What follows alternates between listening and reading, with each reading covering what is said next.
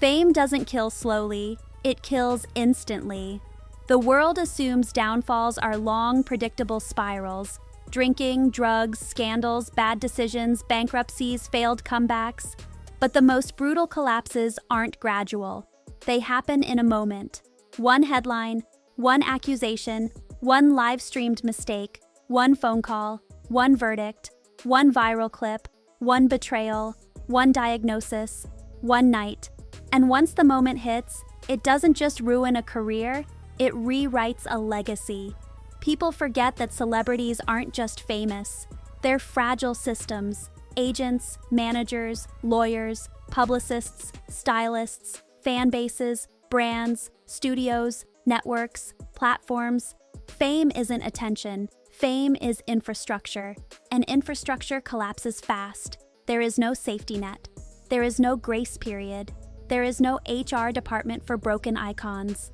There is just silence, headlines, and 1,000 strangers debating whether you deserved it. Some celebrities lose money, some lose fans, some lose dignity. The rare ones lose everything at once: reputation, revenue, relationships, identity, and the one thing the public never gives back: belief. Their stories aren't cautionary tales, they're autopsies, not of bodies, of personas. Today, we're looking at 6 names fame devoured overnight, and why their fall wasn't ironic or tragic or cinematic. It was inevitable. 1. Lindsay Lohan, the collapse that wasn't just youth, it was timing. Some downfalls feel tragic in hindsight. Lindsay Lohan's felt tragic in real time. The kind of collapse you witness while pretending it isn't happening. She wasn't an outsider clawing her way into Hollywood. She was Hollywood's golden child. A prodigy with a natural charisma that translated on screen before she turned 13. For the public, Lindsay was proof that talent could still overpower nepotism and gimmickry. That's why her collapse hit different. This wasn't fame rejecting an unworthy star. This was fame consuming one of its own. Her fame wasn't normal, it was accelerated. Acceleration is what destroys child actors, not exposure.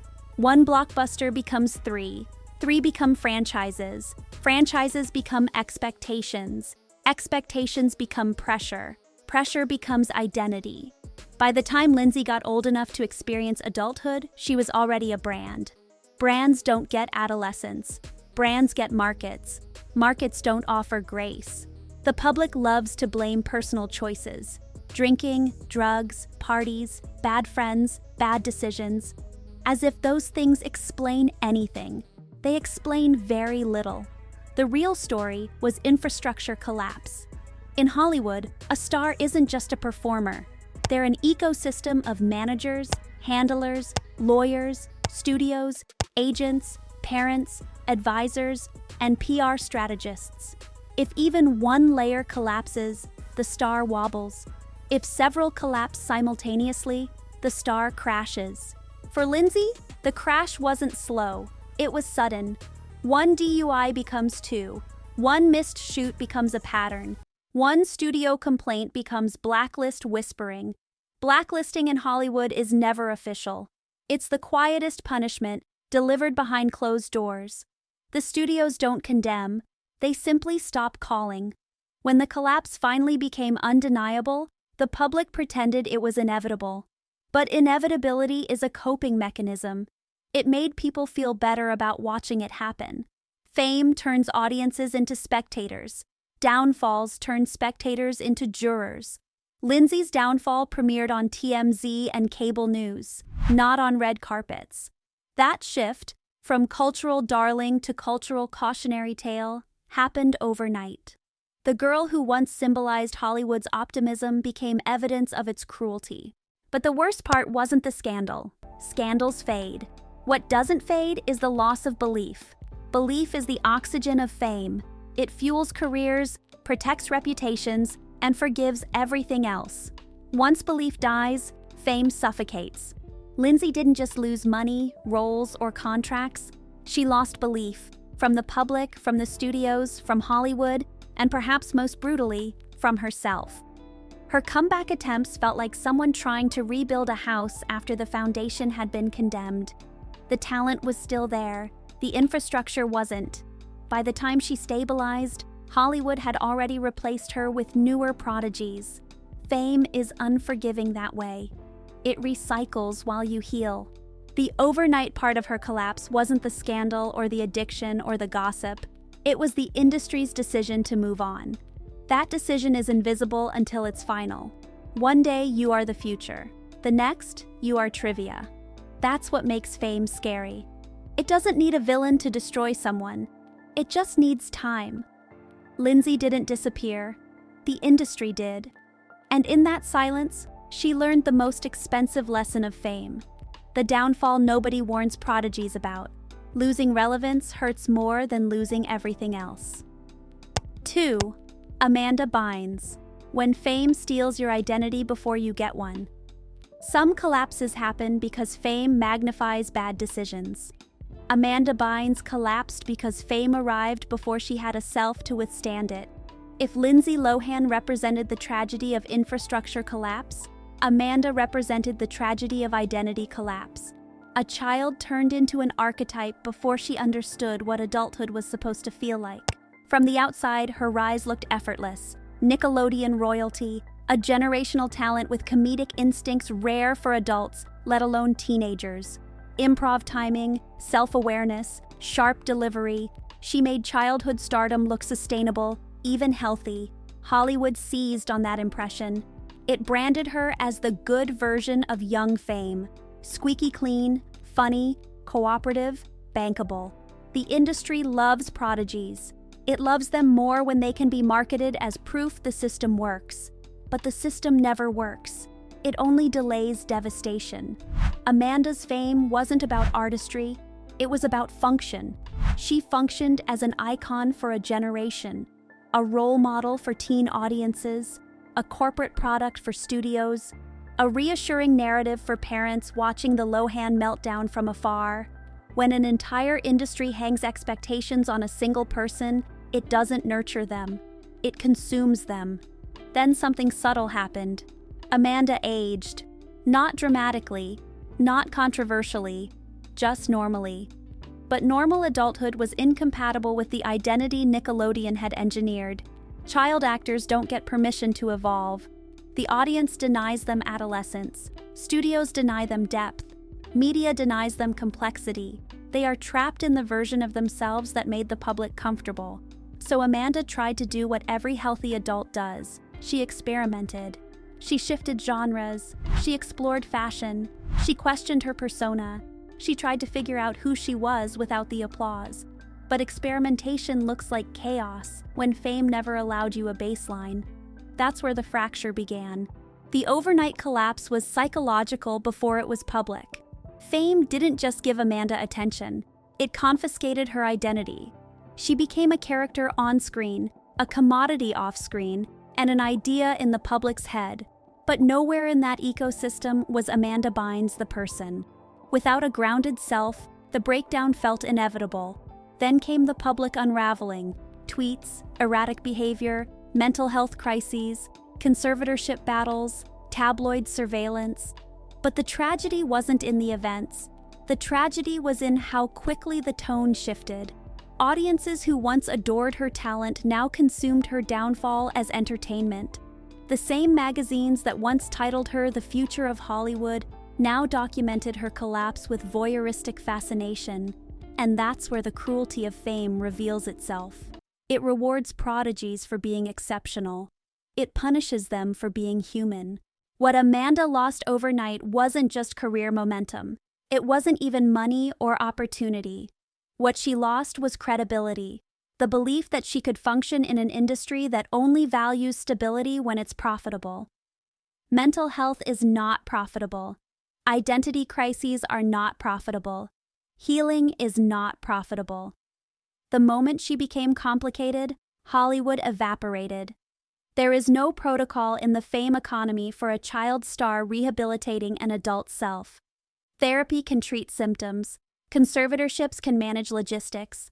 Families can provide love. But fame cannot provide identity. Identity has to be built slowly, privately, and without an audience. Amanda never got that window. Fame stole it in childhood. The public stole it in adolescence. The tabloids finished the job in her 20s. Her story wasn't a cautionary tale about drugs or scandal or bad decisions. It was a warning about what happens when the public forms an opinion of you before you formed one of yourself. Amanda didn't lose everything in the collapse. She lost everything before it. The collapse just made it visible. 3. Brendan Fraser. The collapse. Hollywood pretended didn't happen. Some downfalls happen loudly, cameras flashing, tabloids barking, fans gasping. Brendan Fraser's happened quietly, too quietly. The industry didn't drag him down, it simply removed him, like an actor edited out of his own film. One year, he was the star of The Mummy, George of the Jungle, and the face of 90s adventure cinema. The next year, he was gone. No scandal, no meltdown, no public betrayal, just absence. Absence is the cruelest version of downfall. Scandal gives you an explanation. Absence gives you nothing. Fraser's collapse started in a place fame never prepares anyone for: the body. Action heroes aren't superheroes. They're athletes without trainers. Hollywood demanded Brendan do his own stunts, build his own myth, and perform like gravity was optional. It worked until it didn't. Injuries piled up, surgeries accumulated, and the machine that once applauded him for being invincible stopped answering the phone once his body proved otherwise. The audience thought nothing of it. Hollywood always replaces bodies. For every Brendan Fraser, there are 5 new action stars waiting for franchise deals. The system doesn't mourn injuries, it recasts them. But the physical toll was only one pillar of the collapse. The emotional toll was heavier. Fraser became the rare celebrity punished not for what he did, but for what he said. Specifically, his allegation of being assaulted by a powerful figure within the Hollywood Foreign Press Association. When celebrities talk about trauma, the public expects catharsis. Hollywood expects silence. Fraser chose neither. He just disappeared. Disappearance is what makes his downfall feel overnight. Fame can survive controversy. It cannot survive invisibility. Without visibility, fans can't defend you, studios can't bet on you, and journalists can't mythologize you. Fame is a currency that needs circulation. Fraser stopped circulating. Meanwhile, Hollywood moved on. New franchises, new faces, new box office gods. It wasn't vindictive, it was mechanical. That's what makes his story so devastating. There was no villain for the public to hate, no cautionary tale for tabloids to monetize. Just a once-beloved star who vanished from the frame because the system didn't know how to accommodate a broken body and a wounded soul at the same time. When Brendan finally re-emerged years later, heavier, quieter, older, the world treated him like a ghost. Not a disgraced celebrity, not a failure, not a scandal, but a ghost of what Hollywood discarded. Ghosts don't ruin legacies, they remind people legacies are fragile. The comeback narrative that followed, the wail, the standing ovations, the tears, wasn't triumphant. It was restorative. It proved something audience never admits out loud. We don't just love stars for their brilliance, we love them for their resilience. Brendan didn't lose fame because he failed. He lost fame because Hollywood doesn't pause for healing. And when fame leaves that quickly, it doesn't just take the career with it, it takes identity. Some say Brendan Fraser got his comeback. That's not the moral. The moral is that a comeback was required at all. Fame destroyed him, not through scandal, but through silence. And silence is the quietest weapon the industry has. 4. Martin Lawrence. When fame turns the mind into a battlefield. Some celebrities lose everything because the world attacks them. Martin Lawrence lost everything because the world became too loud inside his own head. His collapse wasn't slow or tragic or predictable. It was abrupt, public, disorienting, and unforgettable. One of the most charismatic comedic forces of the 90s went from dominating sitcoms, box offices, and stand-up stages to collapsing on a Los Angeles street waving a handgun and mumbling prayers. That moment didn't just derail a career, it shattered an identity. Martin Lawrence's rise was pure velocity. Def Comedy Jam, Martin, Bad Boys, Blue Streak. He wasn't just talented, he was kinetic. Comedy usually disarms pain through humor. Martin weaponized humor into energy. Audiences didn't just laugh at his jokes, they inhaled his adrenaline. But the kind of mind that can create that much comedic electricity rarely rests. And fame never rests at all. The public likes to imagine fame is glamorous. In reality, fame is overstimulation. Attention, pressure, deadlines, expectations, ego battles, network fights, script rewrites, studio interference. The brain becomes a war room. Without boundaries, the war spills into the streets. For Martin, the overnight collapse didn't happen when he fainted during a jog and slipped into a coma. It didn't happen when tabloids labeled him unstable. It happened when people stopped trusting his brilliance and started diagnosing his behavior. Fame relies on belief, the belief that a performer can carry films, command audiences, deliver under pressure. Once that belief cracks, careers deflate. Mental health collapses destroy celebrities differently from scandals. Scandals give the public a clear antagonist. Mental health collapses force the public to confront its own fears. And nothing makes audiences more uncomfortable than watching a beloved comedian lose the very instrument that made him beloved, his mind. Hollywood didn't punish Martin Lawrence.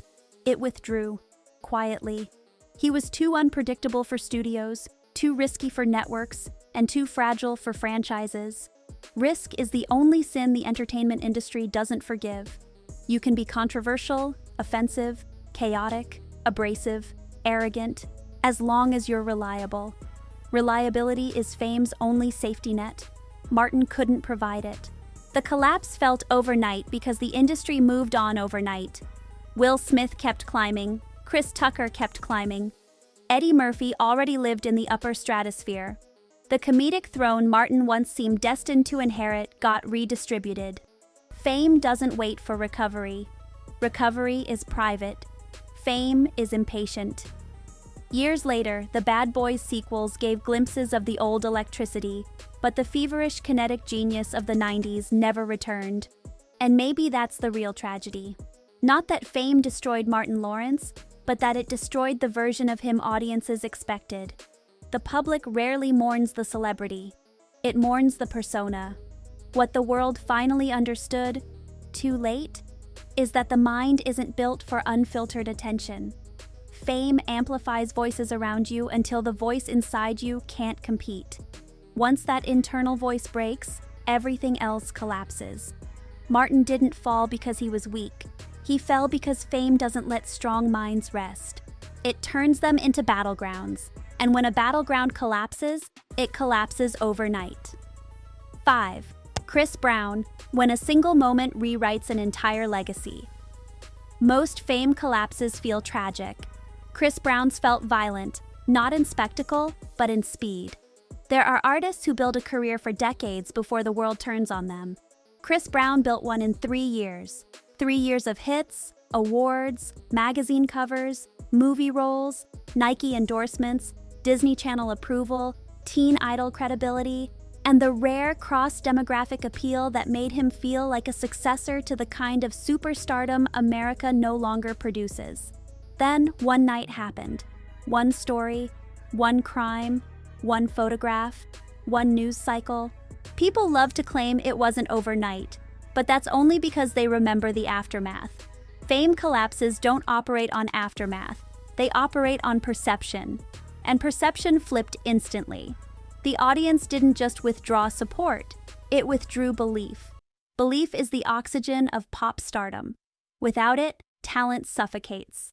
The Chris Brown collapse showed something Hollywood rarely admits.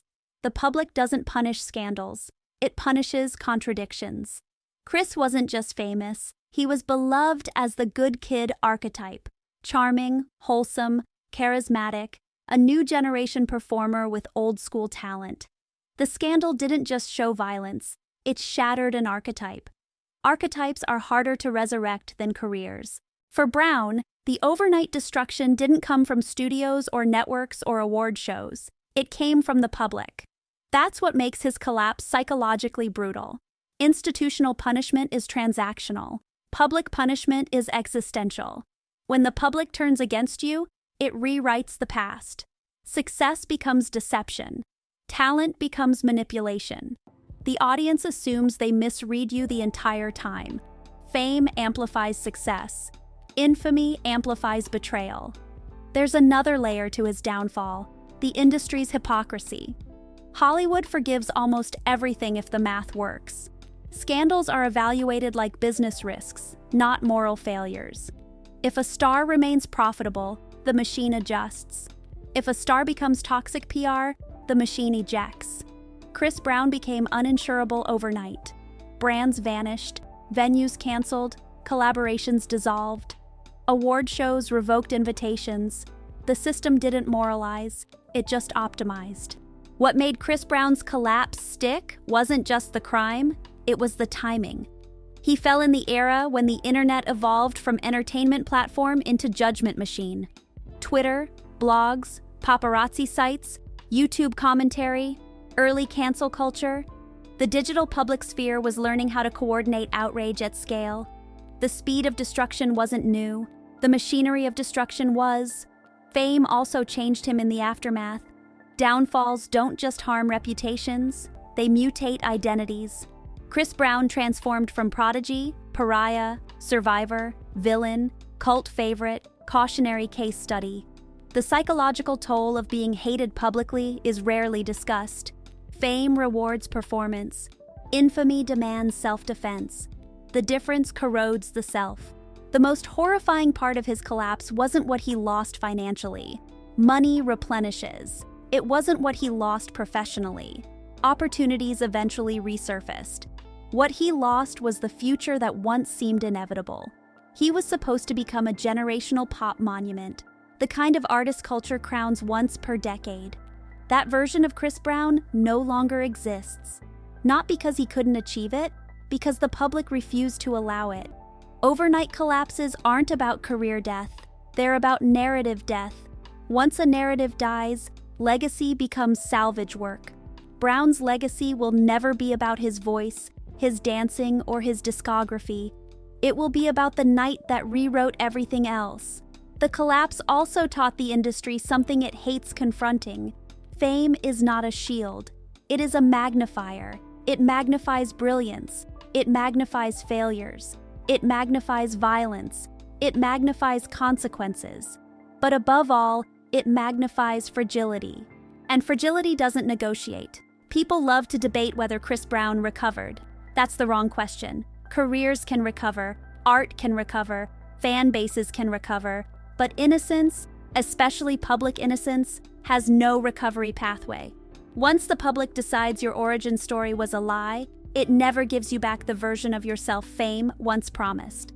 Chris Brown didn't just lose fame overnight. He lost the future version of himself that fame was building. That's the kind of destruction no apology tour, PR strategy, or comeback album can repair. 6. Roseanne Barr, when a single sentence turns a pioneer into an outcast. Some celebrities lose money, some lose fans. Roseanne Barr lost history. Her downfall didn't just wipe out a career, it rewrote her place in television.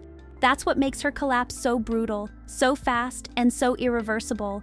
She wasn't a supporting celebrity, or a cult figure, or a flash-in-the-pan sitcom face. She was a pioneer.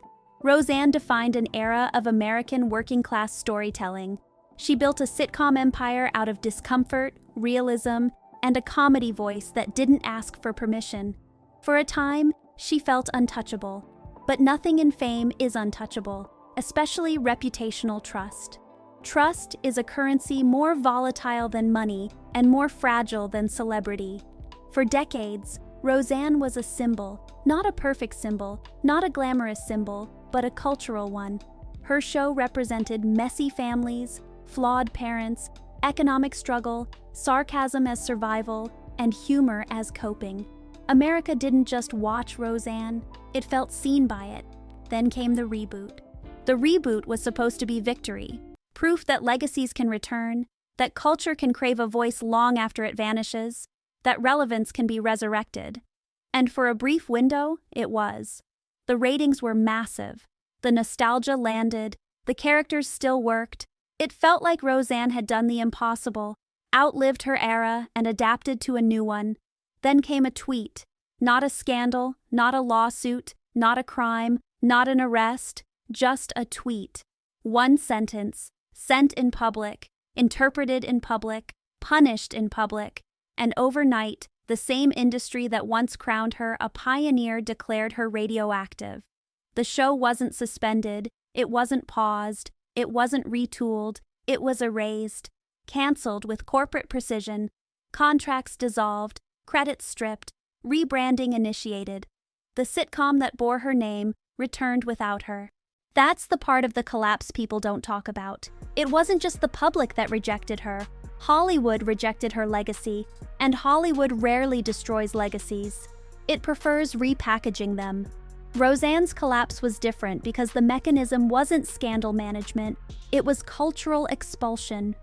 The psychological cost of that kind of expulsion is severe. Fame can withstand hatred. Fame cannot withstand exile. Hatred keeps you in the conversation. Exile removes you from the narrative. And in the narrative economy, removal is the harshest punishment. Unlike other celebrity collapses, Roseanne didn't lose money first. She lost cultural legitimacy first. Cultural legitimacy is what keeps legends alive. Without it, the audience stops defending you. Studios stop protecting you. Networks stop gambling on you. And history stops remembering you accurately. What makes her collapse feel overnight is how quickly the industry decided it couldn't afford to be associated with her. Corporations don't care about morals, they care about risk. And Roseanne became uninsurable risk overnight. The public wanted distance. The corporate world demands distance. The media accelerates distance. And soon, the only person left at zero distance is the celebrity themselves. What Roseanne lost wasn't just a job or a platform. She lost authorship over her own story. The public no longer discussed her as a comedic force or a pioneer or a groundbreaking TV mind. They discussed her as a cautionary tale, not in reverence but in ridicule. For a celebrity, ridicule is corrosive. For a pioneer, it is existential. The tragedy of her collapse is that it didn't erase her contribution. It just buried it beneath the rubble of interpretation. And fame isn't generous enough to excavate the past once the present becomes inconvenient. Roseanne didn't lose everything because fame exposed her. She lost everything because fame requires alignment with the cultural mood, and moods change faster than legacies can adapt. When the mood shifts, relevance evaporates. And relevance, once gone, doesn't negotiate. Some celebrities survive scandal, some survive exile, but few survive erasure. Roseanne Barr didn't just lose fame overnight, she lost history. The world loves to say fame destroys people slowly, as if collapse takes years of unraveling. But the 6 stories here reveal something darker. Downfalls don't happen when celebrities break. They happen when the audience decides they are no longer required. Fame is transactional. It gives attention in exchange for belief. It gives wealth in exchange for relevance. It gives love in exchange for myth.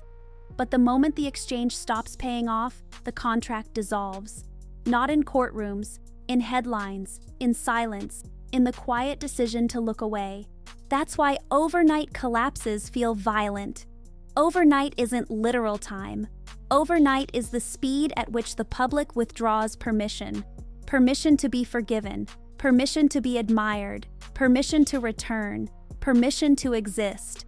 Some of these celebrities self-destructed. Some were abandoned. Some were consumed by mental illness. Some by reputation. Some by culture. But all were destroyed by the same force. A world that loves fame as spectacle, but treats downfall as entertainment. And the scariest part? Fame doesn't need to kill you to bury you. It just has to stop believing in you.